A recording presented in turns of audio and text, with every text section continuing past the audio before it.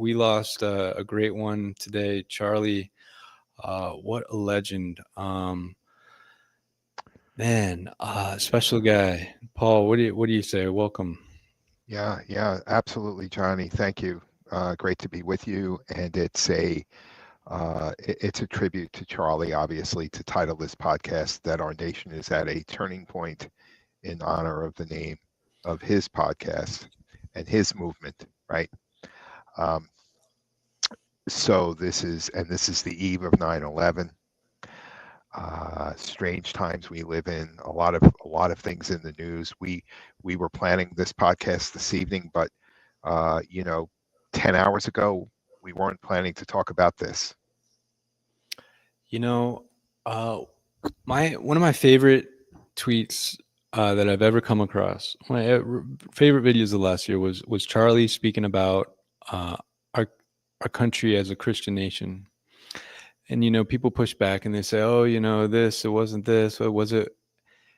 And Charlie, he laid it out for like 6 minutes, it feels like. And one of the things he said is that the end of the Constitution, it reads like a prayer, and that and it appeals to the supreme judge, which is Jesus. And so, man, he was just such a great voice for freedom, for our and country. and that includes religious freedom.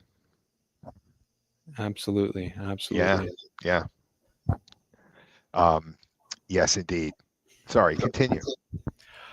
That was it. And you know what? And then what I see now when I'm looking on social media, I see so many people are so upset and they're calling for justice and for vengeance and saying, okay, the other side wants a war, it's on. And I understand that sentiment. It's I think it kind of natural to all of us. But I think what Charlie would have wanted, he was his faith meant a lot to him. Hmm. And Hmm. I think Hey, that blaming people on the other side right now who are brainwashed, who are programmed, who are deceived by evil, is not the it's not it's a misplacement of anger. Whether it was the Mockingbird correct. media who radicalized the man who did this, or whether it was some deeper, darker kind of psyop. Those are the forces that we're up against. And Mm. another verse was shared recently. That our struggle is not against flesh and blood, but it's against the evil forces in the heavenly places that we're up against. And Hearts and minds. yeah, and we are up against some deception that is, it's good versus evil on a level. And blaming people who are so programmed and so brainwashed. It's man, they are victims. Uh, You know, Johnny, I I was watching the coverage of this earlier on a left wing. I wouldn't. I guess most people would think of them as more of a left wing. I wanted to see how they were covering the story, and they did a great job. They were very somber and tasteful and non-confrontational, and there were all the things you would want a news organization to do in covering a tragedy like this. And so, taken at face value, I applaud that. You know, now the question is, what? A couple of questions. One is, what will they do tomorrow? What will they do a week from now, a month from now? Will they retain that approach, or will they revert back to what they've done in the past, which is what's going to make them the most money, right? And what's made them the most money is feeding into this tribalist rhetoric, this pitting one side against another, and helping to cause, in a way, helping to cause things like this to happen. And you and I had a conversation offline about media's role in these types of tragedies. And to me, it doesn't matter if somebody's from the left or the right. This should never happen, ever, ever in the United States of America, you know, at least not the country I grew up in. I know we have some dark history moments, you know, starting, way back, but even in the last 100 years. Um, but boy, this is now, with alarming frequency, and extremism can come from either side, right? So, Yeah, that's right. Yeah, I liked what you said there. We're going to see how they kind of continue. I'm sure not everybody on the other side was kind of as respectful. Um, but yeah, I just think that really toning down the divisive, what I see as racist rhetoric. We see it again and again. You can, oh man, always about the imperialism and the white man is guilty for everything, and the other side is just evil. It is just the height of absurdity. We as a country, a 70% white country, voted a black man for president for the better part of a decade. Uh, that's not a racist country. We have people coming together. We had never race relations had never been so good until they started obsessing, looking like a needle through the haystack, trying to find the Trayvon Martin, obsessing over that for 6 months. You know, um, yes. this is it's not healthy. It's toxic. It's and it doesn't go at all along with what the statistics say of what our real issues are. If we want to address systemic racism, let's pardon the nonviolent drug offenders. How many more blacks have been jailed for that? If the media wanted to be a part of something good, they could actually make real progress happen, getting the word out about that. But what do they want to do? They want to find one super rare case of something that doesn't represent what's really going on in the country and obsess about it for 6 months and find something so inflammatory, like these causes that BLM took up. And that is what's radicalized people. That is what has so many on the left thinking the people on the right are so evil, and that it's unacceptable. It incites violence. It incites violence, and we don't allow that kind of speech. That's the one kind of speech we don't allow. You cannot incite a riot. You cannot incite violence, and that is what CNN is doing. It's par for the course for them. Um, I agree. I think that inflammatory rhetoric, personally, I've seen it from both sides. Now, it varies though in amount and severity depending on who's in power, who's in the White House. It seems that there seems to be an ebb and flow to it over the years. That's been my experience. But I would like to share a story with everyone this evening, Johnny. It'll just take a moment to tell everyone. At American Health Revolution, we have 5 cornerstones to our organization. The third one of which is healing a traumatized and addicted nation. And you can go to our website, AmericanHealthRevolution.org, and you'll see us talking about that and some of the resources that we're devoting to educating the public about it. When I was a young teenager, this is back in 1973, okay, a Friday night in Flushing, New York. I was growing up, meandering. I was probably high on something, and I was in the wrong place at the wrong time, and I was attacked by a street gang. I remember one of them pulling out a knife, and I can still see the knife gleaming off the street light, like that memory that haunted me for a long time. It doesn't haunt me today, but it was a big knife.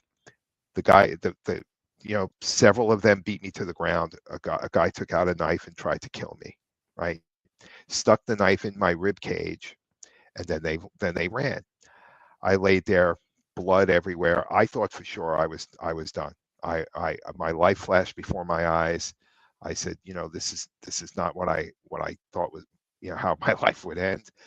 Um, Somehow, some way, God saw fit not to take my life that night, and the knife missed my heart and lungs by less than an inch, or less than an inch and a half, I think, and I survived. But I did have complications.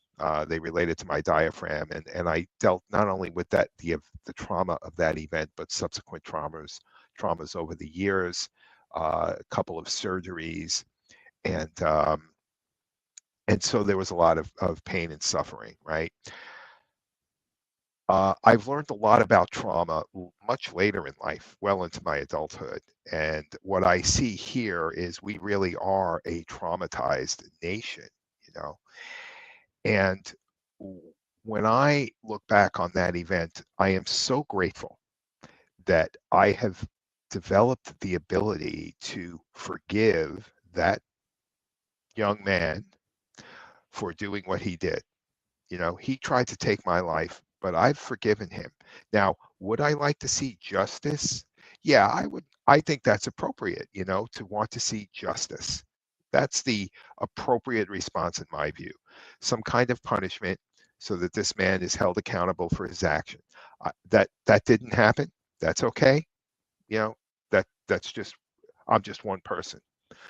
What I don't have is a sense of revenge or vindictiveness, right? I don't seek retribution to all of that situation, because to me, carrying the forgiveness in my heart and is what brings me to a place of freedom. And I think that's the attitude that our nation can learn from, is to work on these concepts of forgiveness, still seek justice, of course, right? But, and that's important because we need social order, right? Um, but what I've also done is I've asked myself a question like, what kind of life was this person leading where he felt it necessary to kill someone out of the blue just to be able to feel like he belonged to something, right? And I don't know the answer to that question, but I do sit with the question today, you know. And I I would encourage anyone to also think in those terms, you know, with respect to our nation. There's definitely a knee-jerk reaction, anger. It's absolutely appropriate with Charlie. Uh, I I know that a lot of people are super upset. He was a hero to many, especially young people. He connected. He worked hard. You know, he even went so far as to sit for 2 hours with Gavin Newsom and do a a one-on-one with Gavin. I mean, the guy was a tireless advocate for freedom, right? And and to me, the question I'll ask myself tonight, and I hope we can all ask it, is what can we as Americans do to pay homage to him, to give a tribute to him properly? So Yeah. Oh man, he was such a legend. Getting the truth out, going into the lion's den on these liberal campuses, and speaking truth that wasn't popular. And yeah, Paul, you share that story. It reminds me of Charlie was big on sharing his faith, and Jesus from the cross. He said, Father, forgive them; they don't know what they do. And you talk about having anger, naturally having anger. It's that anger that leads people down this dark path sometimes, which can result in something like a murder.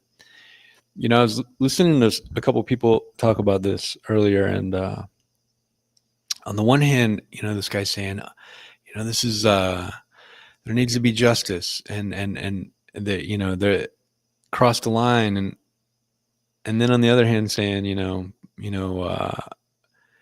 I think he was realizing he was catching himself. That's exactly what the other side thinks they're doing, right? That they think that they're making up for some sort of violence, that they're seeking out justice in some sort of way, and then saying, but we would never do that. We would never do what they did. But in a way, I feel like he was in just a sentence before that, it's like he was calling for that sort of, justice. And it's just, we don't want war, but we know that the deep state would love the ones that are against us coming together as a people would love that. There are opportunities for just malicious actors to we just see the program they do in movement after movement, country after country, and now they're doing it here. They want us divided, distracted, and at each other's throats. And it's them. We need to kind of transcend the moment and come together and say, no, no, no, look, we can wrap our minds around what is happening. We're being divided. We're being polarized. We're being played against one another.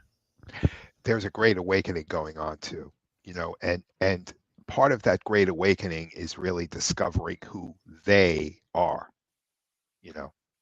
and whoever they are afraid that the people are beginning to wake up and call them out and discover what's really going on.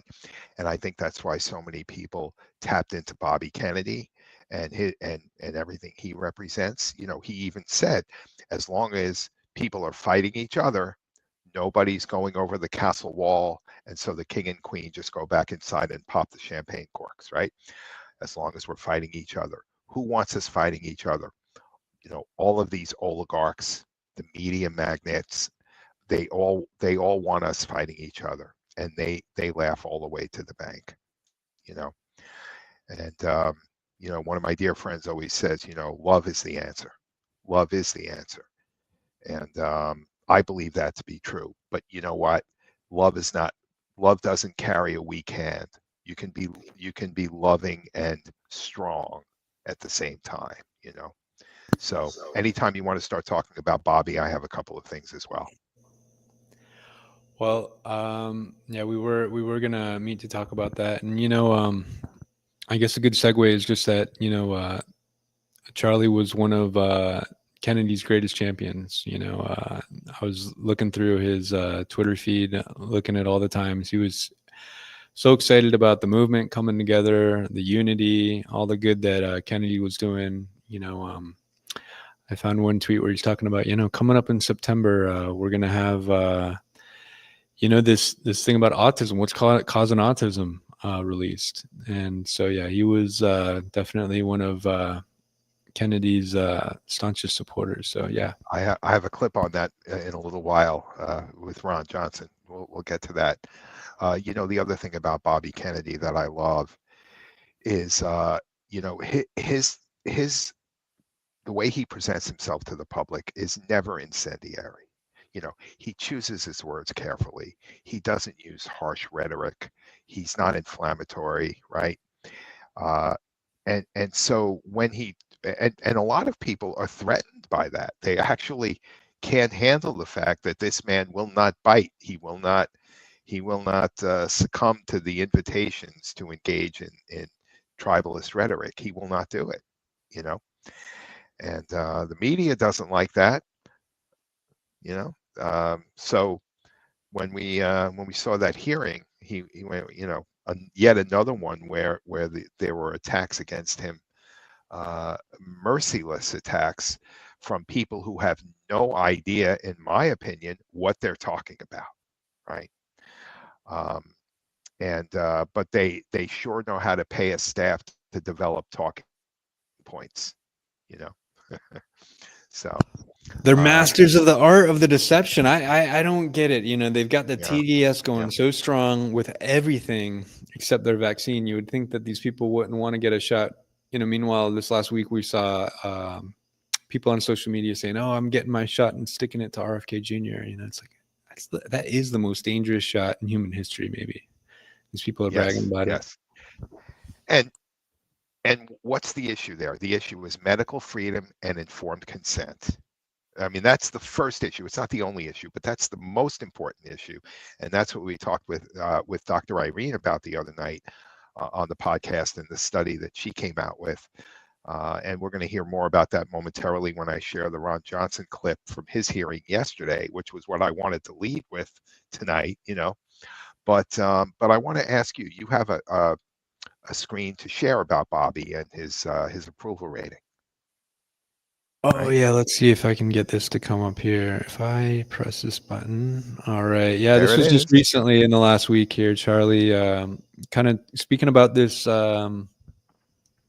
Senate hearing that Kennedy was called to, giving him grief about trying to change the way we talk about our nation at a turning point. Hopefully we're pulling out of this nosedive we've been in as far as our health goes for so long. And these senators, taken all this money from Big Pharma. This was quite the moment, him calling out Warren, hey, I know you've taken, $850,000 from Big Pharma this year. And yeah, so this was Charlie voicing his support for Kennedy. We the people have his back 100%, and of course, yeah, who wouldn't want that? I'm going to share another screen that talks about this issue. Okay. All and right. it goes like this. Progress is a nice word, but change is its motivator, and change has its enemies. That's what his father told him, and we can clearly see that playing out in these hallowed halls in Capitol Hill, right? Where here's a man who stands for what's good in the world, having to answer questions to politicians that don't even give a rat's ass about the people, only about their reelection, right? And that's really unfortunate. I'd like to play this clip too, Johnny. I hope you can hear it. A couple of clips here, and this is what Bobby said this morning. Okay. We're telling people what we know and what we don't know, and that was not true of CDC in the past. It made assurances about things that, they put masks on babies, 2-year-old babies. 3 years, and they told us it was science-based. It wasn't. It was a political decision. They allowed all of our schools to be closed, and that order was written by the teachers union, and it hurt working people all across this country. They said it was science-based, but it was a political decision. We're getting the politics out of CDC, and we're returning it to a science-based agency. That's one of three. Yeah. Science-based. How about that? Science is always about proving the hypothesis and having this lively debate. And yeah, how about some more of that? How about some more I always go back to how critical it is for people to understand the history of medicine in this country. Go back, we have things on our website that address this on AmericanHealthRevolution.org, Johnny, that talk about the history of medicine, the influence of the Rockefellers, the Carnegies, the introduction of allopathic medicine, capturing the university system. It may have had some noble aspects to it when it began, because there was a lot wrong with medicine back at the turn of the century, the early 1900s. But what has transpired and the creep effect that has taken hold, where patient care has been replaced by the profit motive, it becomes very, very clear. And I think that the vaccine schedule explosion is the prime example of that. It's the peak of insanity of putting profit over patient. And we could talk about that all day. I mean, I could talk about these vaccines all day, and I'm still learning a lot too about them. But if you have any more comments, I want to play a second clip from him, but please go ahead. Just real quick, we know what a double-blind placebo study is, right? Where the patient and the doctor, they don't know, is that patient getting a sugar pill or the real medication that's being tested? I think we need to blind. How great would it be if we could blind the source of the funding for the scientists, so they didn't know, is this coming from Big Pharma? Is this coming from the CDC? Maybe somebody more who's got more scrutiny of Big Pharma. And because if the scientists, whoever's in charge of this study, if they're getting paid and they know that hey, look, Big Pharma wants this to come out a certain way, and the next study, that they're going to choose somebody else. If this study doesn't come out the way they want it to, how much does that impact the study? Well, of course, we know human nature. That's the whole way, isn't it? So, for sure. So here's number 2. This one's about just under a minute. There's 128 concrete recommendations.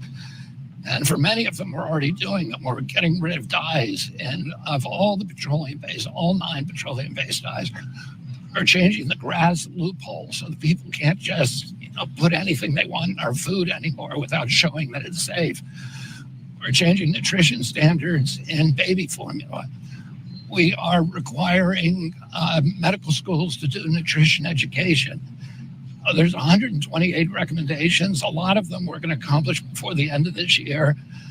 Some of the issues, some of the contaminants, for example, in our food, we don't understand because the studies were never done. Because of the GRAS loophole, you could put things in the food without studying them first, without proving their safety. We're going to change that, but to get rid of some of those things, it's going to require some study. Johnny? Yeah, the grass loophole, right? This is huge. We've got all of these different, this was meant for salt. This was meant for chicken. Generally recognized as safe. We let it in there. Now, synthetic petrol derivative chemicals are being allowed under this loophole, and it's just it's not generally recognized as safe. It's just completely It's novel chemicals. Yeah. It goes against. It's just completely upside down world. Sure. And then similar to the vaccines, we don't know the cumulative effect. So you're taking all of these generally recognized as safe elements and putting them into, either one package or multiple packages of foods, and we're ingesting this stuff, and no studies have been done. Until Bobby Kennedy came along, 99.8% of the population did not even know what a GRAS loophole was. They did not know what generally recognized as safe, that it even existed, right? It was all on the hush hush by the food companies who were looking for ways to shortcut, ring their registers, human health be damned, right? And oh, by the way, you develop these chronic conditions as a result of all of these toxic ingredients that we're calling generally recognized as safe. We've got drug companies to come to the rescue and offer something to deal with the symptoms of that, right? Which is perpetual sickness. And that's where our country has gotten to. We're not going to talk about this tonight, but I have some theories about how it got to be that way. This is, and the one man who stands like David versus Goliath, fighting these incredibly important battles on behalf of the American people. He goes to Washington. You would think they would get on their knees and say, thank you, Bobby Kennedy, for finally dealing with this. We never did. We didn't give a damn about the people. We didn't do what we were elected to do. Thank you, sir, for stepping up on behalf of the American people, right? Did they do that? No. Are they jealous? Maybe. Are they envious? Probably. It's just beyond comprehension how these politicians are just selling out the American people for their own interests, and you can just see it playing out. It's like they just can't even help themselves, Right. We're the sickest country on the planet, and they're coming after him for this whole thing at the CDC. It's just it's bizarre. It's absolutely bizarre. And he made so many great points that well, look, you guys got everything wrong during COVID. Everything. You put masks on kids. You forced them. You locked people into their homes. I love what Brett Weinstein says. They're not only were they wrong about everything, but if you did the inverse of what they said, they were diametrically opposed to the best cause. We shouldn't be sitting at home, not getting sunlight, not getting keeping ourselves healthy. Given this, you quarantine the sick. We know how to treat a pandemic, and then we do everything opposite for this, and gaslight people about it. Masks don't work. Masks work, and on and on, and the kids and. I just cannot get over. My thing is ivermectin, and hydroxychloroquine, and vitamin C, and vitamin D, and zinc, and all of these remedies that back in April of 2020 we had studies showing that these worked. Even nicotine had it was helpful in some ways. So yes.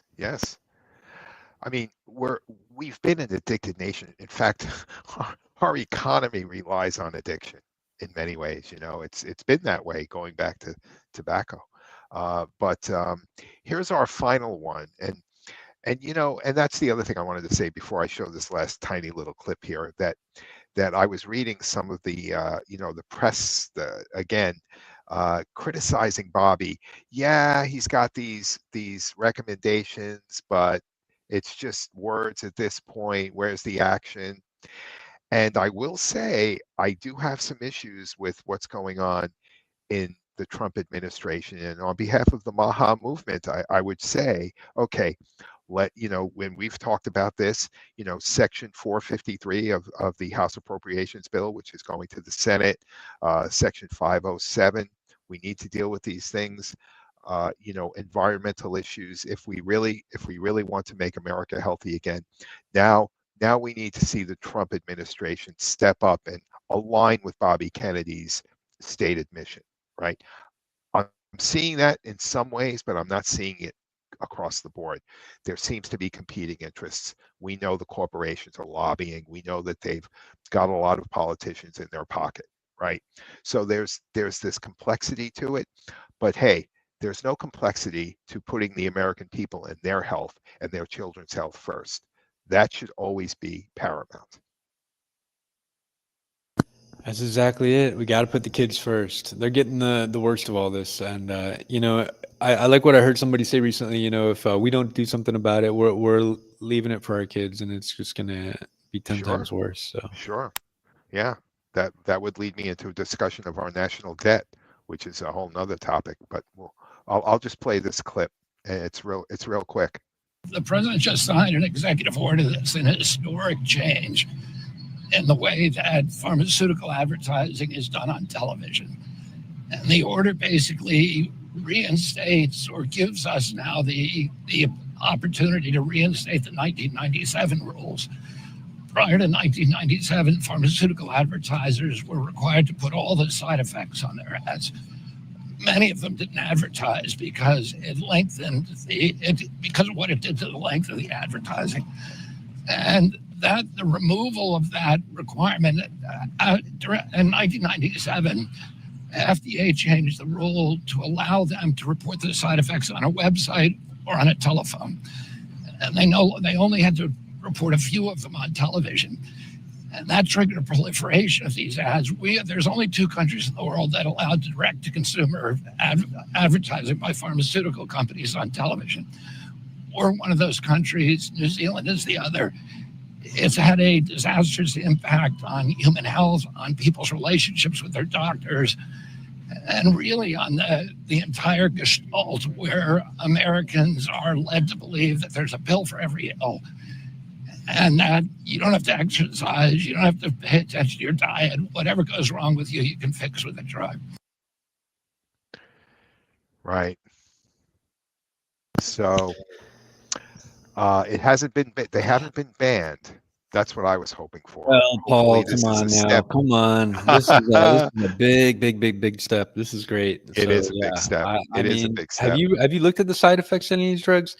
This is something a lot of people don't know. The FDA has pulled almost half, more than a third of the drugs approved by the FDA. They later get pulled for safety issues. So, you read the side effects. I mean, they already do this, Paul. They say, oh, well, it could cause this and that and that and that. And that's already enough to make you not want the drug. But to read the whole list, Paul, I mean, you're turning a 30-second ad into a 90-second ad. You're turning for some of these drugs. And yeah, he's right. You're making it so they're not going to want to do it. I mean, who wants to say, oh, I want to go and get this drug and it's got 80 side effects. Like by the time you hear the side effects, you're not going to be interested.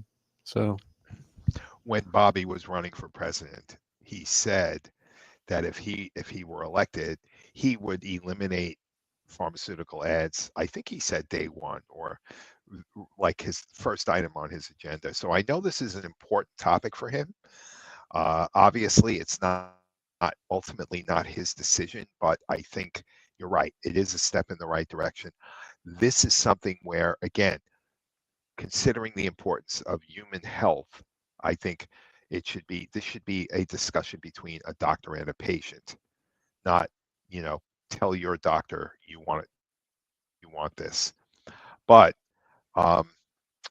it definitely is a step in the right direction. I agree. Well, and also, Paul, you talk about informed consent. It's it goes Yes. a long way towards that. I mean, I we're all about freedom of speech, right? So if we're gonna allow, I don't know how the whole world got on the same page about you can't talk about a new drug. I mean, because I've gone to the doctor, I've informed him about stuff. I went to see an osteopath about a condition for my knee, and I told him, hey, what about this prolotherapy? Sounds like this could really help. He laughed in my face. He said, what? And then he said, well, let me look this up while I got you here. He had the computer right there in the office. He said, well, he's like, yeah, you could do that. You could try that. That would be all right. He's like, he hadn't heard of it. And it's like a legit therapy that he should know about, but it wasn't around when he was, going to school. So there you go. Yes, indeed.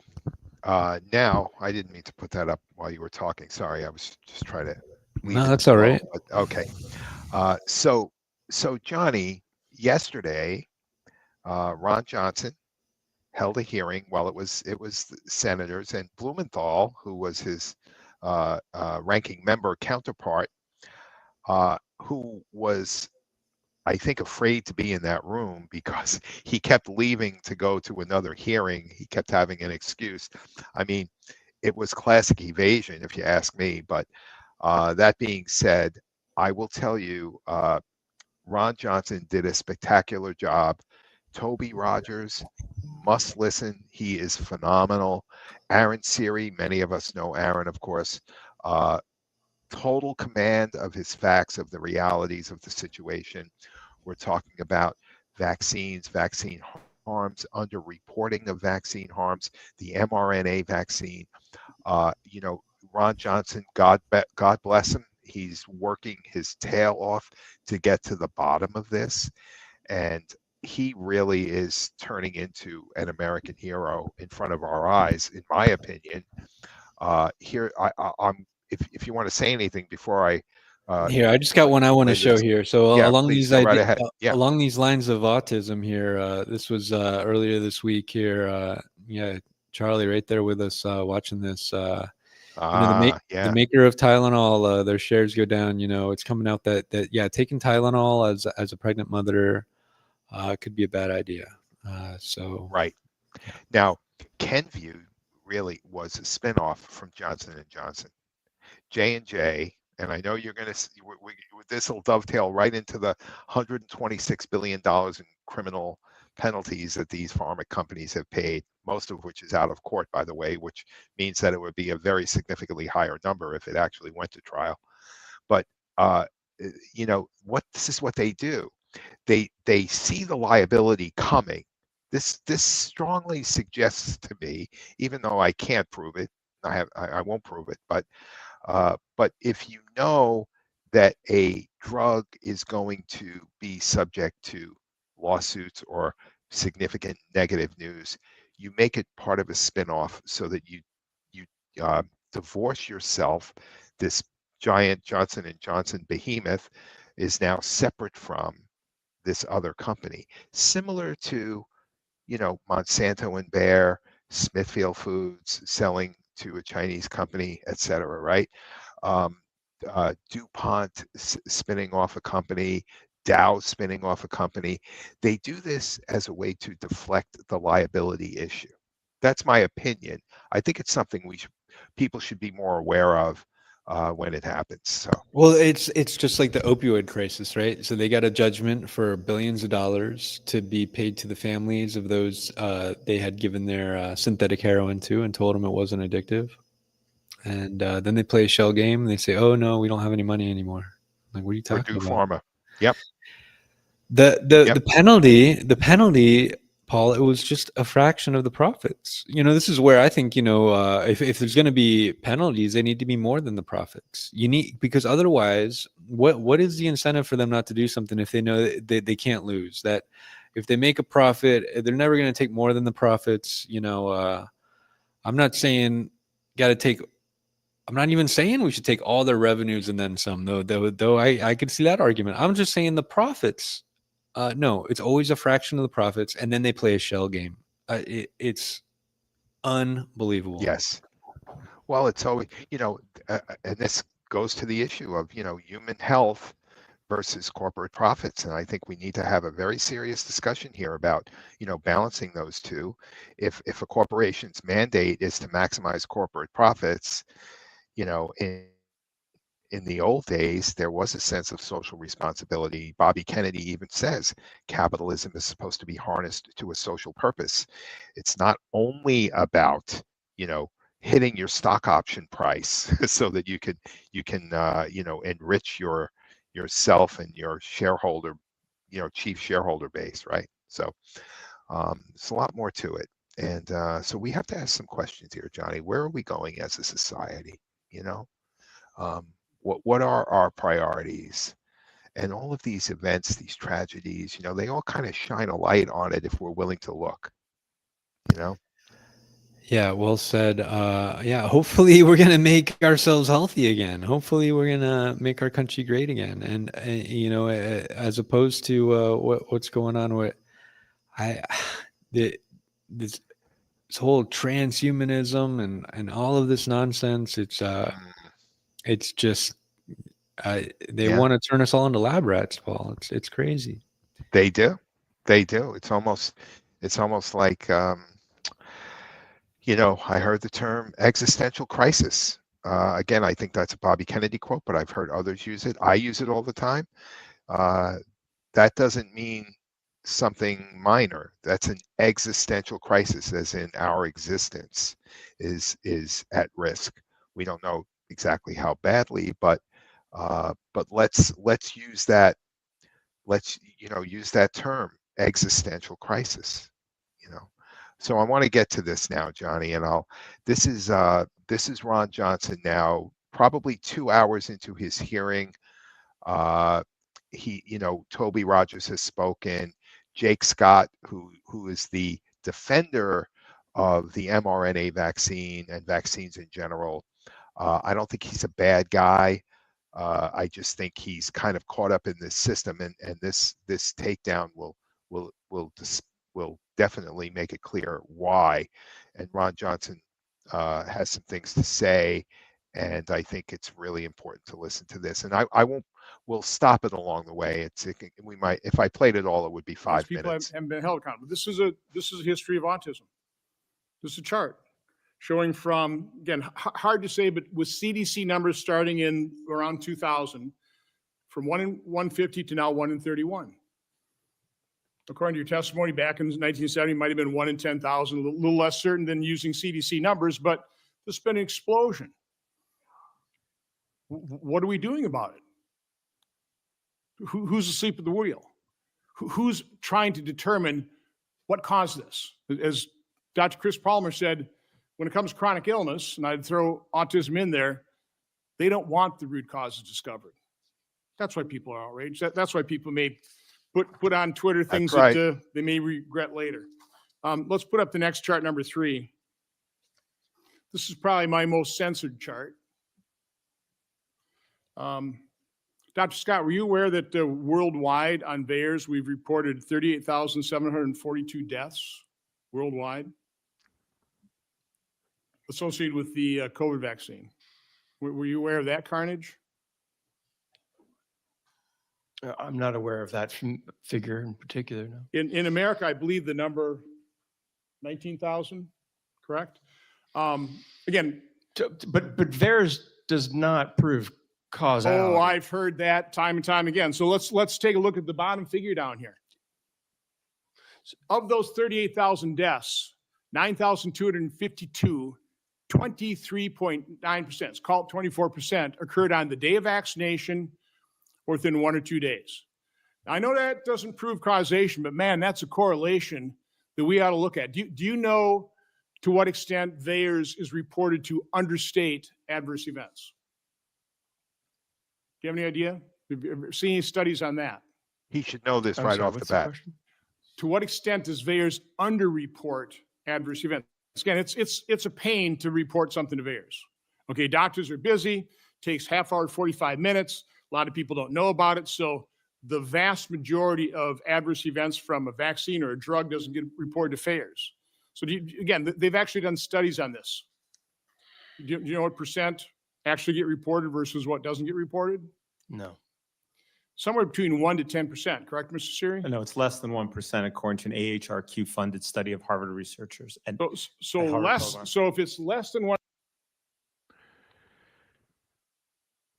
So, Johnny, Jake Scott did not. I feel bad for the guy. You know, I don't think he's like the malicious one, like a Hotez or somebody like that. But boy, oh boy, you know, these are the people that most people think of as scientists, as science, and he doesn't even know the basic math of the VAERS system. Oh, you know, there's another part where it gets into it and he has no idea about the mRNA technology. So, you know, That's right. That's coming up. right. Okay. So yeah, you know, and then this whole thing about the VAERS underreporting, right? Like we all know this. This is such a crazy thing. I feel like those of us following Kennedy and most conservatives at this point, we understand that VAERS is a passive reporting system that's not collecting the data, that's hard to get your you know, injury in there for, and yeah, there's different studies, 31-fold less, 100-fold, you know, over 100-fold less. So, you know, right. You're right. I didn't take Jake Scott to be like one of these Hotez types, but it seemed like he was just, yeah, one of these types who you know, kind of like they did a study, Paul. They figured out if you just repeat something enough that people believe That's it. right. So, you That's know, right. back in '86, they said vaccines were unavoidably unsafe in all caps. That's why they got their liability shield. But now all you got to do is say safe and effective, safe and effective, safe. And then these people, it's just, you know. And that's what Blumenthal kept saying yesterday. You know, safe and effective, safe and effective. Saved, I think he put up something that said it saved 3.5 million lives. And then of course, you know, I think it was Aaron Siri. They completely debunked that. It's a completely made up number, right? It's all propaganda. And how dare they take science and bastardize it in that way? Because that's exactly what they've done. They've turned it into a cult following that has no basis in the fundamental integrity of science. That's exactly right. You're exactly right. Yep. All the Yeah, money that they take over $1 million per representative. All the money that goes to the CNNs and the MSNBCs, who up to 70% of the nightly news budget. Paul, that is unbelievable. That is just wild. Yes, it is. All right, this continues now, Johnny. 1% that, let's just use US figures. Okay, by the way, what is this? 17,000 or 19,000 US deaths? Yeah, it's close. Okay, it's one of those 17 or 19,000 deaths reported in the US based on VAERS. If we're only recording 1 out of 100, that would mean deaths from the vaccine is somewhere between like 170,000 in the U.S. 170, again, that's that kind of reporting ratio. This is why people are outraged. And what people are denying, they're not denying the potential effectiveness of vaccines. I think most of us think, yeah, they probably work to a certain extent. Okay? What they're denying are the vaccine injuries, the injection injuries. Mr. Scott, how much do you know about the mRNA technology? a fair amount. So is Here we the go. mRNA that's encapsulating the lipid nanoparticle, is that true mRNA? It's a true mRNA. I mean, true mRNA, your messenger RNA, degrades very rapidly in the body, correct? Correct. So the mRNA in the injection, is it true mRNA? Does it degrade rapidly in the body? Do you not know? I do know. Yes, it does. But It does. sounds- No, it does not. It's modified. It's modified mRNA, and it's designed not to degrade. And there are studies that show it sticks around the body. We don't know how long. The lipid nanoparticle. Do you realize that it was designed to permeate difficult to permeate barriers, like the blood-brain, like the placenta barrier? Did you know that? Did you believe when Fauci told us that the mRNA shot would stay in the arm? Did you believe that? It's a simple yes, no. I mean, did you believe? Do you believe the COVID injection stayed in everybody's arm? Do you believe that's what happened? Primarily. You think so, huh? Were you aware of the Japanese FOIA of the study that was conducted of biodistribution, where in rats it biodistributed all over the body, accumulated in the adrenal glands, in the ovaries? Because the lipid nanoparticle is designed to permeate difficult to permeate barriers, the designers knew, and they did a study that would biodistribute all over the body. But our CDC, Anthony Fauci, said it was going to stick in the arm. Now, do you know what the mRNA does? It's not a traditional vaccine, is it? Do you realize that? It's not an attenuated or a dead virus. It's messenger RNA, modified RNA. This encapsulates a lipid nanoparticle that distributes all over the body, and when it attaches to a cell, it unloads its mRNA into the cell and turns the cell into a manufacturing cell of a protein that is toxic to it. Johnny, I'm going to stop it there, if you don't mind, only because I think it's pretty clear that this gentleman did not understand the mRNA basics, and it's really, really unfortunate. And then, what I think what Johnson is alluding to is also this connection. It didn't come up in that, but this connection to chronic disease and the explosion in chronic disease. And it's, all of these vaccines get emergency use authorization, right? By the way, I discovered this recently from my colleague Karen McDonough. I did not know this, but when you have a vaccine through EUA, it is literally illegal to mandate that vaccine, right? You cannot do it. But we overrode that. We trashed our constitutional rights, and we imposed mandates on this, all over the country. That's a separate topic. But the point is, we see this explosion in chronic disease. We see these vaccines that have not been properly tested, especially in aggregate form, right? And the correlation, and we've talked about this, but it has to be said again tonight, the correlation is astoundingly high to say that we really need to consider the strong possibility that vaccines, and multiple vaccines, especially as you increase the number of vaccines, are highly, highly correlated to chronic disease, including autism, including, all kinds of problems. And I'm going to suggest even cancer, right? Childhood cancers are exploding. I mean, this is barbaric what's happening, and it can be called human trafficking. It can be called stealth genocide, but we are not supposed to be the subjects of their profit ambitions, Johnny. Yeah. I was just looking up this guy, Dr. Jake Scott. So, I guess he wrote some articles about COVID and boosters and efficacy. So for him not to know these basics about that it's a lipid nanoparticle, that it's designed to permeate, things like the blood-brain barrier, that it's pseudouridine instead of just a regular mRNA, so that it doesn't break down. For him to not know this stuff is really incredible. I don't know if he was kind of being a little cagey there or was being authentic. I'm surprised about it now that I've looked into him.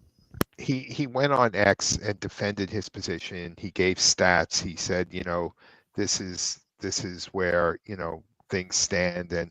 But I don't think anything he wrote on X, and I would love for this man to be part of the solution.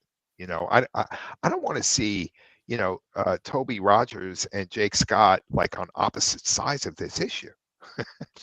But, I listen to Toby Rogers and I'm like, okay, this guy's got it right, Yeah, Toby's great. Yeah. Toby's great. They were giving him grief. He just used the word genocide there. I think he compared what happened to a Holocaust, and yes, he did. or you know what? I think maybe it was more so that he compared the accountability that's needed to Nuremberg, and they were giving him grief about that. That's exactly right. And we do look. We broke every thing they wrote about in Nuremberg, all the different codes. We got in, there was no way to opt out for a lot of people. There was not informed consent. You had a big blank insert. I mean, how crazy is that? Like, I don't know why they would put a blank insert. Did they think, oh, well, we put a blank insert, so if it went to court, it's like, well, there was an insert. Is that why was there a blank insert? Why not no insert if you're not going to put anything on there? And then, yeah, so it just flew in the face of everything. Yeah. Johnny, you know what the difference is between Purdue? The company that makes OxyContin was Purdue Pharma. The company that made fentanyl was, I think, Insys Pharmaceutical, right? Do you know what the difference is between those companies and the big 5 or 6 vaccine pharma companies? PR. You're right. You're That's it. right. Yeah, that's it. They have better PR.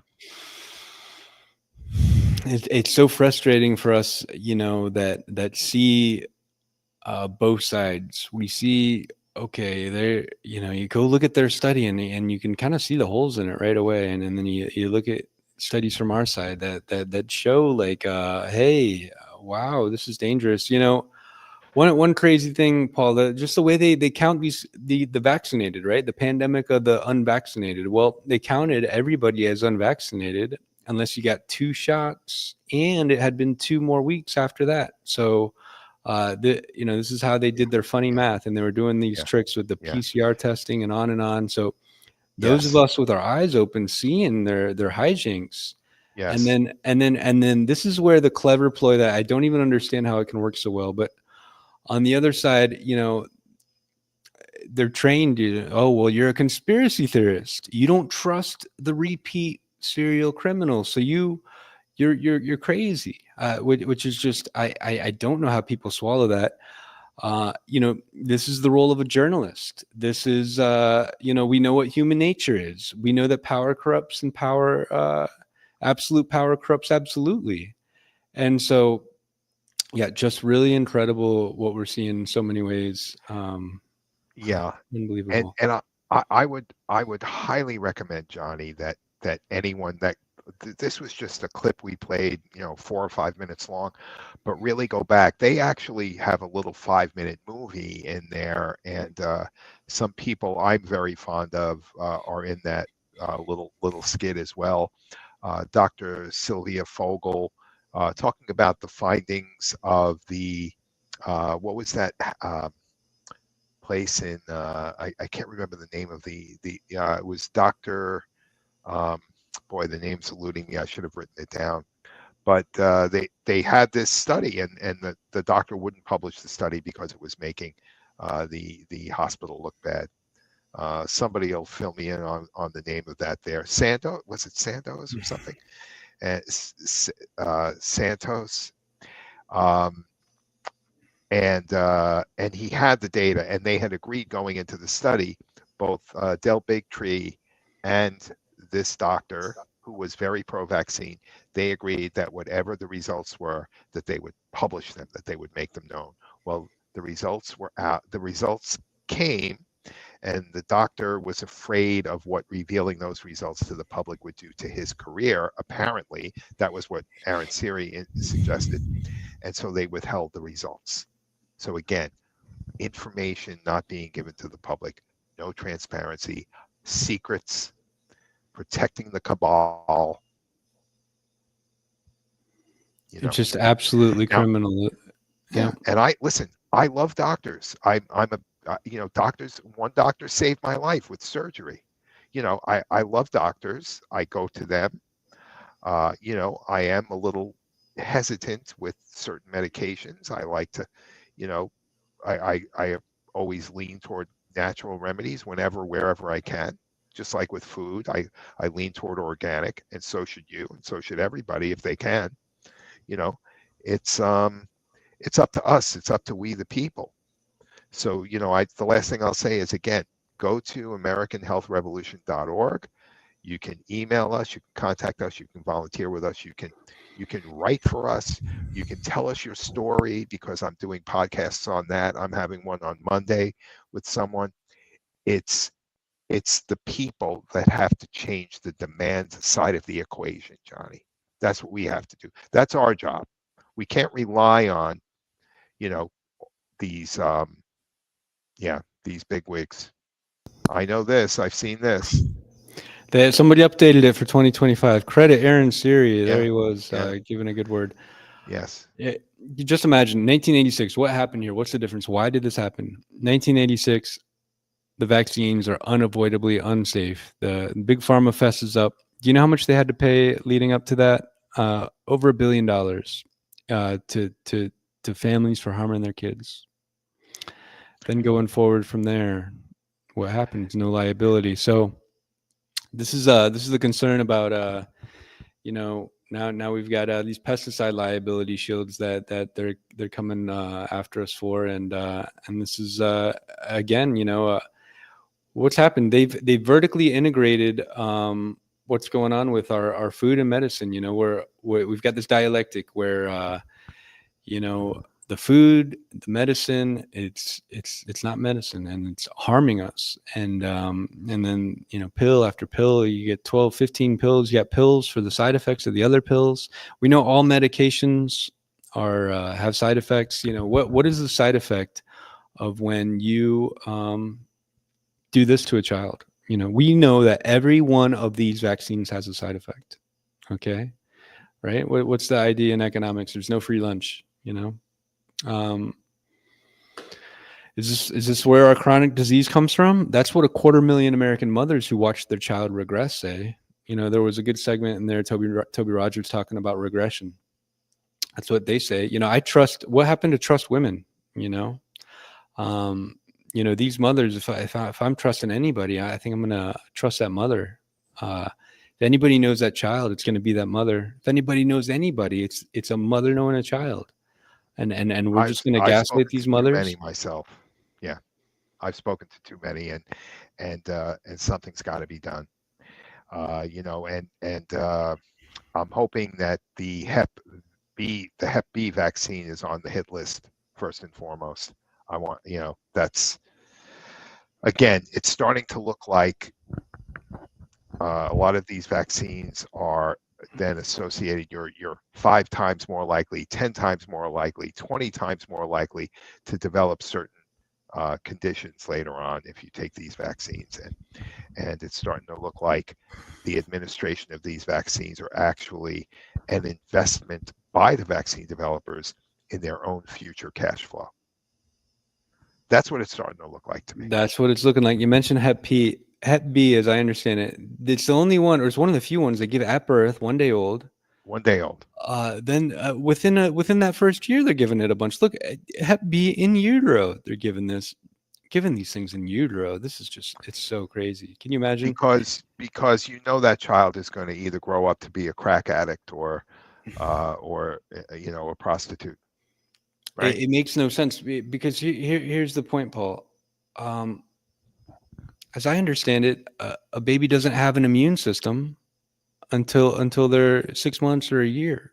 They are going off the antibodies in the mother's breast milk for that first year. Yes. So, and what's happening, and this is where the mothers, you hear from them, and they're deeply concerned about that issue as well. We've got a lot of these vaccines, with peanut oil in them, and now you can't have peanuts on a plane. I think it's very, very, very easy to see what's happening. So, and of course, we know that we're learning at American Health Revolution. We have a rock star in our caucus there that's doing all of these studies from the book Dissolving Illusions by Suzanne Humphries, and going into VAERS and pulling all this data. And we have information about all the vaccines, okay? And what we're finding is, and many people know this already. If not literally, they at least know it intuitively, but we know it for a fact. Just take measles, for example. Measles was more than 99%. The number of deaths from measles had declined by well over 99% before the first measles shot was ever given in the United States.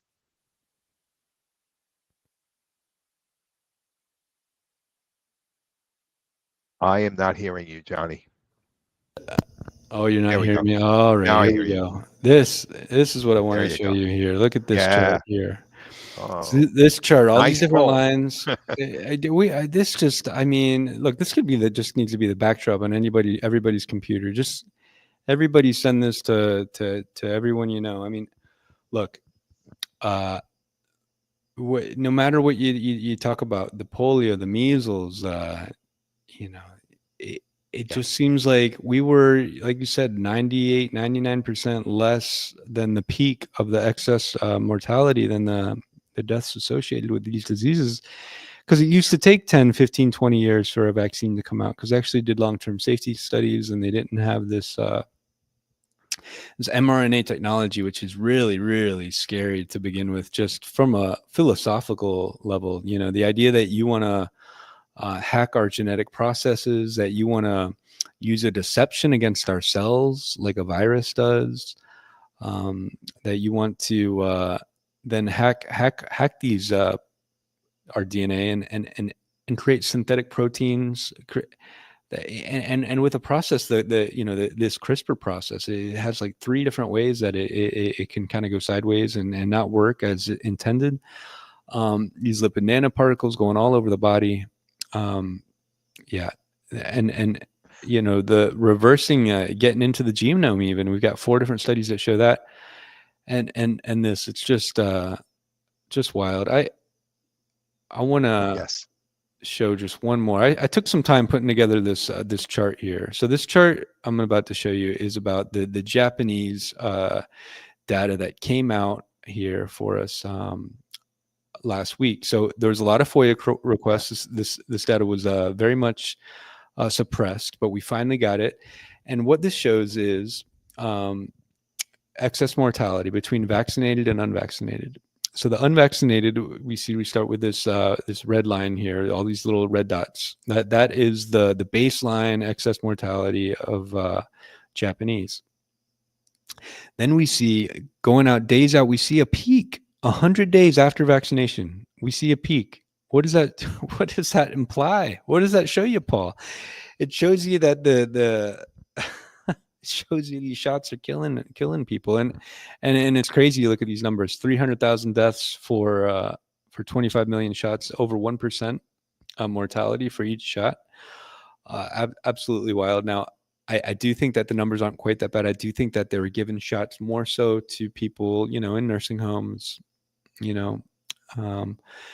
but Yeah, the the same, context matters, of course. the context matters. This isn't an apples to apples comparison, okay? But the way that you see a peak 100 days out tells you all you need to know. Okay. Johnny, I always go back to this point, and this highlights it, and that is, how much do we really know about the human body? How much in all the brilliance and all the scientific advancements and medical advancements over the last 50 to 100 years, do we even know 2% of the human body? I've asked this to doctors, and they'll say, no, we're lucky if we know 2% of all there is to know. So why are we getting these policies and mandates thrown at us, like, these experimental drugs, and being told that they're safe and effective, when in reality they do not know. They don't know. Tell us the truth. You don't know. This is as much as we do know. Most of the stuff we don't know, and we these are the side effects. These are the risks we know. There could be other risks as well, and stop gaslighting people and let them make an informed choice. Right? Basic human rights. For all these people on the wrong side of everything, I just want to show this here, and in memory of Charlie here, I agree with this sentiment. the people in government right now who are standing up against a change. We need a change. We're the sickest country on the planet. Those standing up to us, to just scrutiny, demand for real safety science, the double placebo safety studies, true placebos, saline. Test your vaccine against saline. You know, this vaccine study I saw a little while ago. It got approved. Paul, there were all of these crazy side effects, but there was also in the placebo group. But the placebo group was another vaccine. So it's just like, okay, you got two terrible vaccines, and you're testing them against each other, and it's like, okay, they're both terrible. It doesn't prove anything. Like, I don't see how this idea of like, okay, we're pairing one group to the other is gets people to say, oh, this vaccine's okay, because we know babies don't have these crazy reactions that both the placebo and the new vaccine had. I think it was like something like 7% go into the hospital within a few days. So They really do play games with the statistics as well, and how they measure things. And Aaron Series got his arms around that. He talks about that a lot at the Ron Johnson hearing, and he can highlight a lot of that stuff. He's really good with that. Yeah. So I'm gonna. Do you have any concluding thoughts? No. here, Thank my you so much friend? for joining me tonight, Paul. And We have yeah, covered a lot. We have let's- a lot more to go. You know, I think the news only seems to flow on days ending in Y, Johnny. yeah, great. Let's keep praying for our country, and yes, let's yeah, do that. God bless Charlie and his family. Yeah, we love you, Charlie. God bless.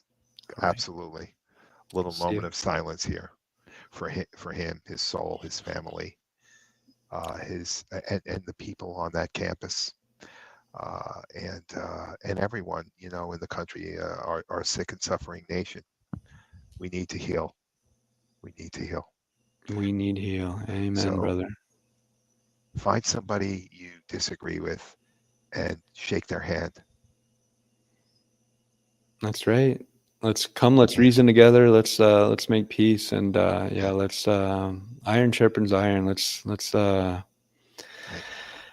we've got to find a way to unite our country and heal each other, don't we? Heal together. All right. Thanks, Paul. Okay. Thanks, buddy. I'll talk to you soon.